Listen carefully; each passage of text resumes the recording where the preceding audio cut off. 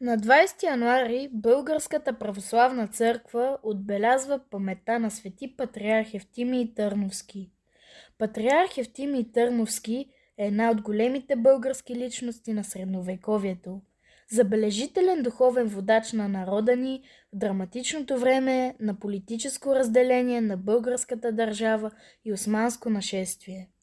Всеотдайно работи за заздравяване на вярата на народа, а заслугите му към българската книжовност от това време са забележителни. Полага основите на Търновската книжовна школа, провежда реформа за единен български правопис и оставя след себе си десетки творби.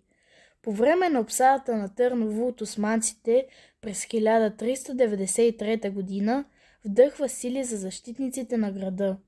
В трудните за престолния град дни патриархът не търси уединение и не се отдава на послушание и молитви, а с всички сили се старае да помогне на отбраната. След превземането на столицата, Търновския патриарх е изпратен в заточение.